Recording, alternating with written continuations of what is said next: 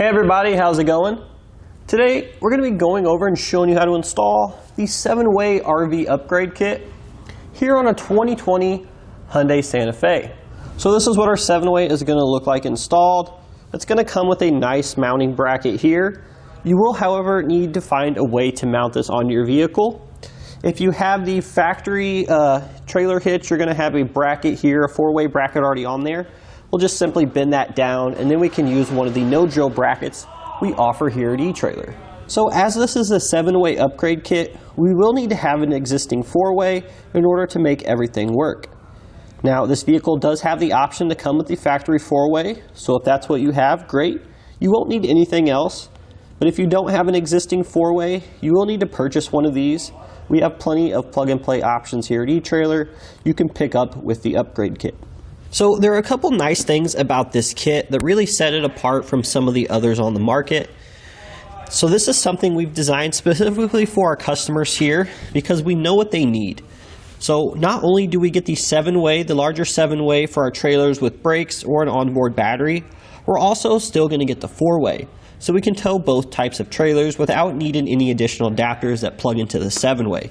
We're going to have both options right here in front of us. So just sort of a general overview, if you're not familiar with 7 or 4-way trailer connectors. So the reason we might want a 7-way, chances are, if the trailer has brakes, you're definitely going to need a 7-way.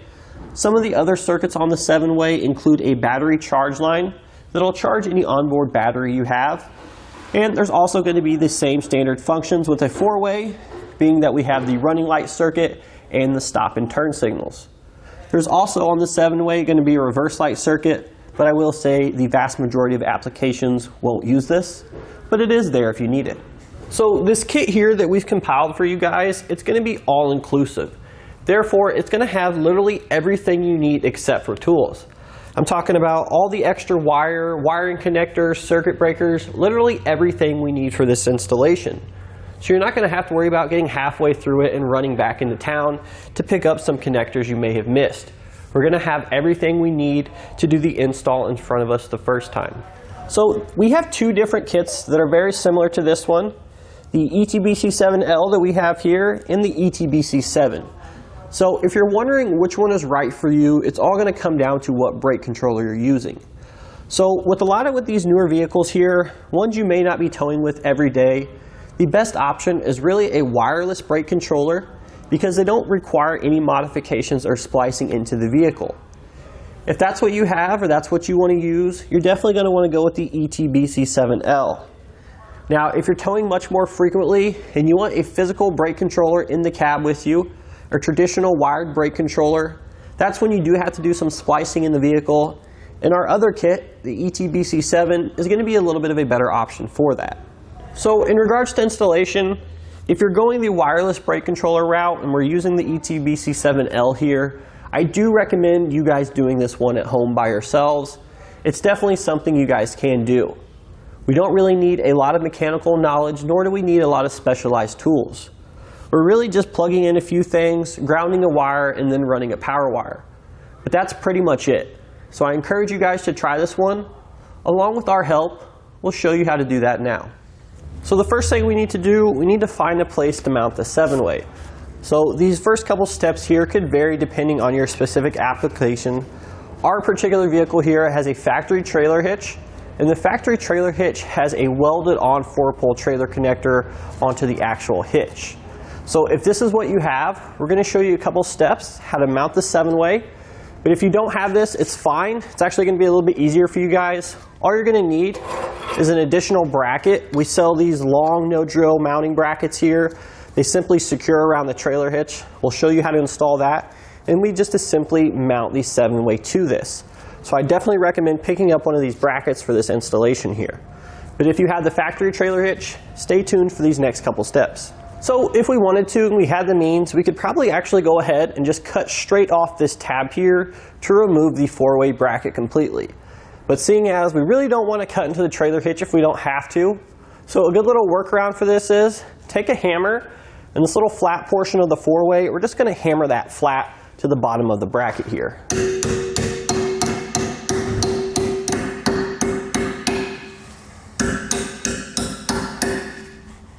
So once you bend that metal tab there, some of the paint may flake off where that fold is. So what we could do is we could just take a paint marker here and just cover that bare metal. If you have a can of spray paint, that'd work as well. So now we're going to take the no drill bracket that we mentioned earlier. We're going to go ahead and loop it up there through the top of the hitch. It's going to come down like so. And then we're going to take the band clamp that comes in our kit here. You're going to loop it down and through that top slot there in the bracket. And we'll just connect the other two ends underneath here. Now we can go ahead and tighten up that nut there.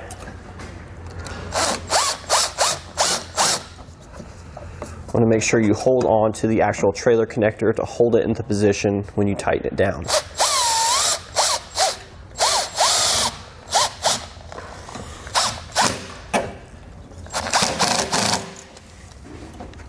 Now if you wanted to, you didn't want that extra metal hanging down, you just take a pair of snips and trim that off. So the next thing you're going to do is you're going to take the 4 bolts that come in your kit here, and we're going to secure the 7-way to the bracket. And once that's done, we're going to go ahead and mount the bracket to the no drill one we just installed. The hardware we need for this all comes with your kit here, so you don't need to worry about picking up anything extra. I'm going to go ahead and take our 2 wires. I'm actually going to slip them up over the hitch now so we have a little bit more room to work as opposed to doing this later. We'll slide it over there like so, and now we'll fasten the 2 brackets to one another.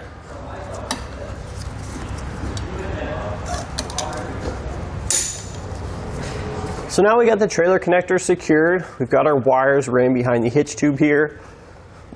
So one of the 4 ways is actually going to attach to the bracket on the side of the trailer connector bracket here. You can see it just sort of slides in that slot. It's pretty easy. Shouldn't be an issue, just line everything up and press it into place. But now we're going to jump back to the back side here. So our other 4-way, this is actually going to attach to the 4-way from our trailer wiring harness. So that brings up a point here of this installation that you do need to already have a 4-way to use this. So we do have aftermarket options as well. Yours may or may not have came with a factory 4-way. But regardless, what we're going to do, if your 4-way has a dust cap, we're going to cut that off. We're going to cut the dust cap, or rather pull off the one for our 4-way here. And then we're actually going to plug the 2 in together. Before we do that, we're going to take some dielectric grease there and coat all the pins to make sure if any water gets in there, it doesn't create any issues. Now that we've plugged the 2 in together, I'm going to go ahead and wipe off that excess, because we're going to be coming back here with some electrical tape and taping these 2 together. You may also want to use a zip tie to sort of sandwich them together so they don't come apart. So now we have tons of extra wire here. We're going to take some zip ties and just secure it back behind the bumper. So the next thing we're going to do, we're going to take the white wire that comes from the back of the trailer connector. This is going to be our ground wire. So yours is probably going to look a little bit different because we actually had to go ahead and extend this wire here because we really couldn't reach any good metal surface with the amount that we had supplied. So if you are going to extend yours, you'll need some extra wire, a butt connector, and a ring terminal.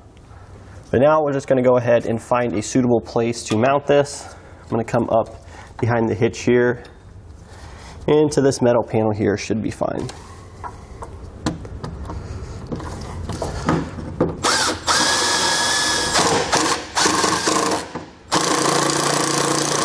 So now we have 3 wires left. We have our black wire. Our black wire is going to be for the battery charge line circuit for a trailer, or if we have a wireless brake controller, this will power the brake controller as well. The blue wire is going to be for the brake output signal. This will be ran inside the vehicle and hooked up to the cold side of the brake pedal. Unless you're using a wireless brake controller, then you actually don't need to hook that up, which is one of the nice things about the wireless controllers. Finally, we have the yellow wire.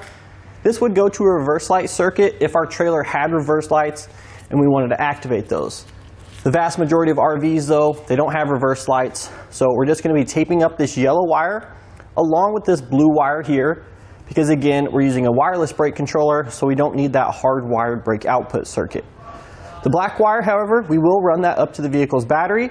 So what we're going to do now is we're going to take the primary wire that came in our kit here, And I'm just going to simply splice off part of the wire and attach it to the butt connector already installed. And once you crimp that on there, you want to make sure that you take some electrical tape and tape up this connection. You can also use heat shrink butt connectors.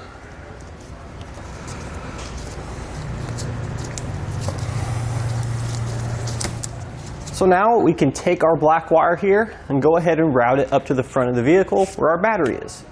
We're going to do that now, then we'll show you the path we took. So you can kind of see it here. We actually just went behind this appearance panel. You may or may not need to remove that. It's pretty easy just to sneak the wire back behind there. But then here's where we came out on the other side of the panel. You can see our power wire here. We came down over the frame, and then we came up over the subframe here. And you won't really be able to see it till we get to about this point here. You're going to see some of our brake lines, and we just use a couple zip ties to secure the wire to those brake lines. And we just follow those brake lines here. We pretty much follow the brake lines all the way up into the engine bay. But here we have this little panel that our brake lines are above. So in order to get to those and secure it to those brake lines, there's going to be a couple bolts here on the outside. We'll use a 10mm socket. We'll just go ahead and slightly lower this panel. We don't need to remove it completely. And then this is going to give us more access to the brake lines underneath it. So we can just zip tie our power wire to it, follow this all the way down. Here's where we came out at. And I pretty much just ran it up into the engine bay from here. Now if you have trouble reaching the wire up in there to the engine bay, you can actually use a piece of airline tubing or a wire coat hanger. Go up top and you can poke it down through it and get it to come out around this area here. Then we just tied our wire to that, then pulled our object back up to the engine bay, and it brought our power wire up there. So here's where we pulled our wire up through into the engine bay here. Now we need to make our way over near the battery. So we just came down and around here. And now we have it ran to our circuit breaker. So in your kit here, you're going to get a circuit breaker. We need to mount this in between the power wire and the battery. So about 6 inches away from the battery is going to be ideal. But we're going to go ahead and mount the circuit breaker down in this little pocket. We're a little further than 6 inches away from the battery, but shouldn't be too big of a deal. So on one side here, you're going to get a silver terminal. That's actually going to go to the power wire we just ran from the trailer connector. And this other terminal here, the bronze terminal, that's going to go to the positive battery. So you're going to cut the wire and you're going to crimp on the smaller ring terminals, one on this side. And your excess wire, you're going to crimp on the other ring terminal, and then we're going to take that and run it over here to the positive battery terminal. So if we open this little cap here, this nut here, so you're going to get a larger ring terminal in your kit, and that's the one you're going to crimp onto the other end of this wire. You'll use a 10mm socket to remove that nut there, and you can just simply place your ring terminal on and tighten it back down. If you want to be able to close your lid again, I do recommend taking out a little section of the plastic there to allow that wire to pass through. But that's it. So now we're going to go ahead and test everything out. If you have your trailer nearby, you can use that, or you can pick up one of these 7-pole testers we have here at eTrailer. Pretty easy to use. We're going to plug it in, and we should see constant 12-volt power on the battery charge line circuit if everything was installed correctly, because we did wire that wire directly to the battery. As you can see here, we do have our 12-volt power. Let's go ahead and jump inside the vehicle and test out the rest of our circuits. And that's going to do it today, guys, for our look and installation of the 7-way RV upgrade kit here on our 2020 Hyundai Santa Fe.